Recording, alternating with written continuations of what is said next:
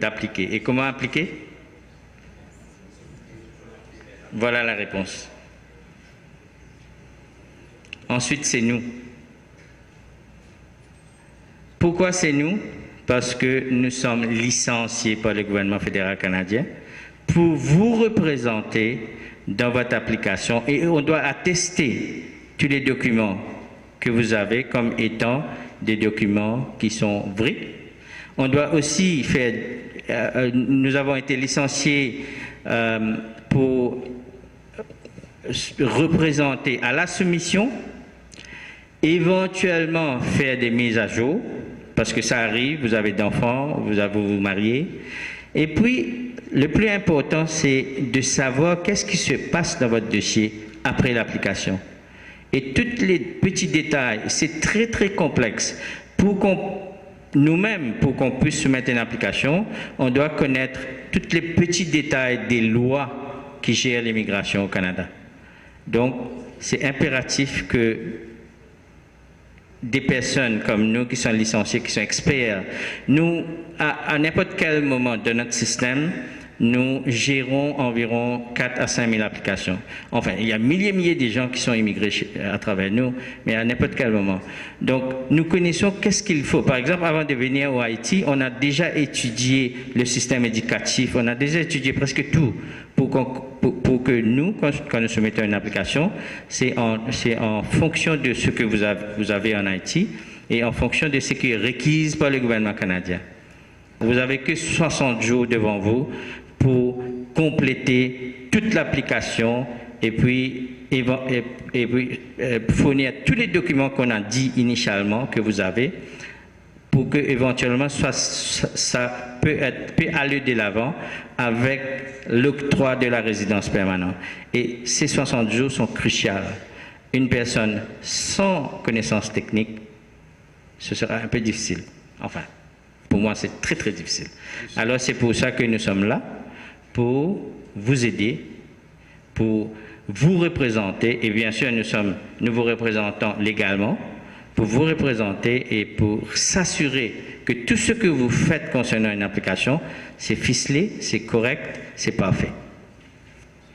When we make the application first time, you are not selected. Un système qu'on soumet une application de votre part.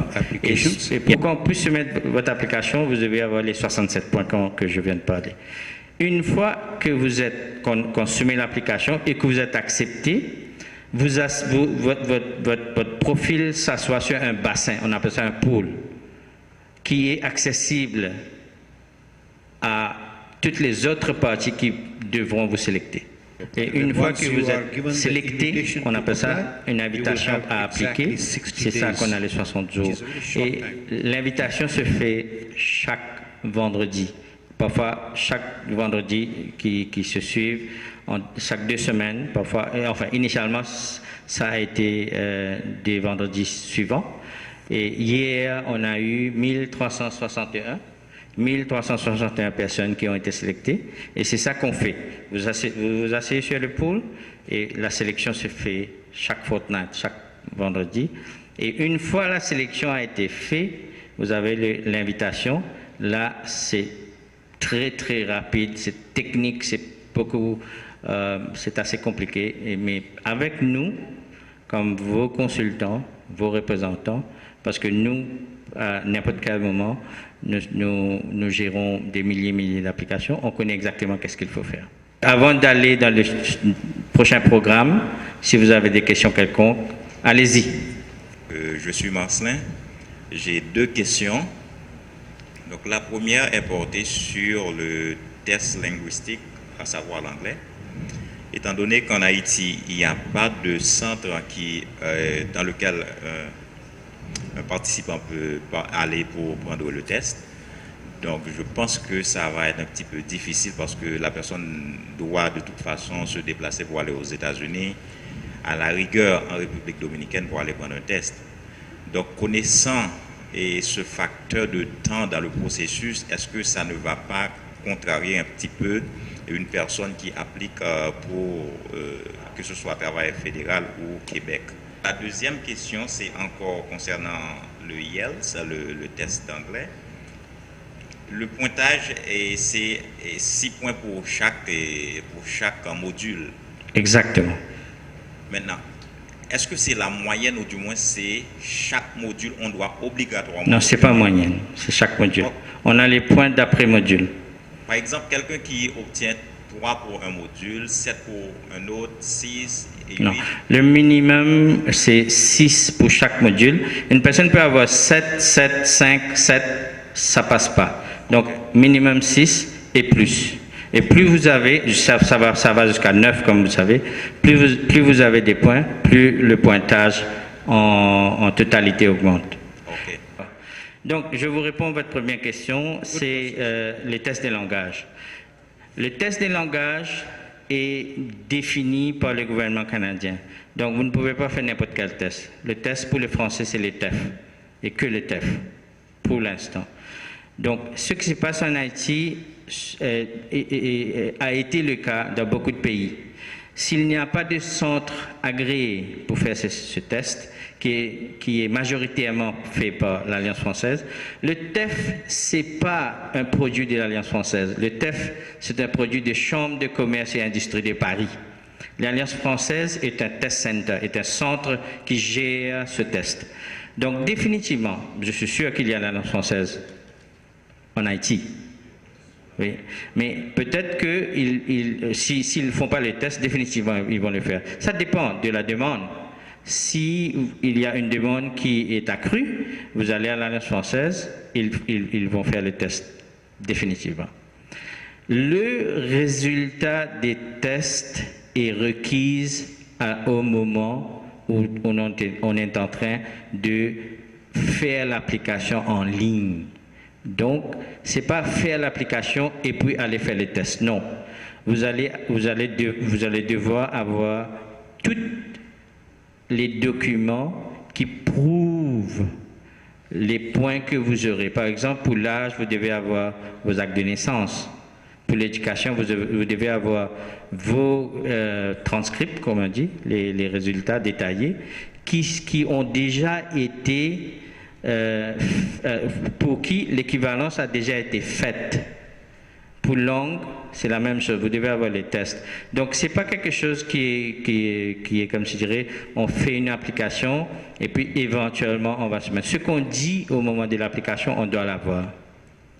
Et en ce qui concerne les fonds, au moment où on est en train de faire l'application en ligne, on n'a pas besoin de montrer des fonds parce que ce n'est pas nécessaire. Mais on doit l'avoir.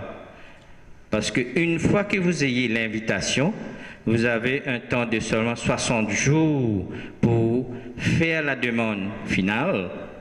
Dans ces 60 jours, on doit aussi prouver le fonds nécessaire et principalement, ça doit être dans votre banque. Si vous ne l'avez pas et qu'il y a une personne ou bien vos parents qui sont en train de vous aider, on doit faire des documentations supplémentaires et ça c'est quelque chose qui est technique qu'on va vous expliquer cas au cas. Troisième question. La troisième question c'est concernant le fonds. Est-ce que ça doit être disponible automatiquement? Ou du moins c'est à la fin on doit pouvoir justifier qu'on a le fonds suffisant pour pouvoir aller au Canada? On appelle ça readily convertible asset. Donc, on peut avoir des stocks qui sont vendables. Par exemple, s'il y a on ne sait pas en Haïti comme c'est, s'il y a le stock exchange en Haïti, on peut vendre des actions, immédiatement on peut le convertir en argent, ça on peut. Mais pas des titres de propriété, non. Moi c'est Nicholson Jérôme.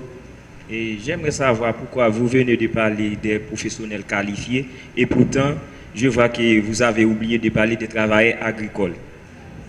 Le travailleur agricole, c'est un autre programme qu'on va parler juste après.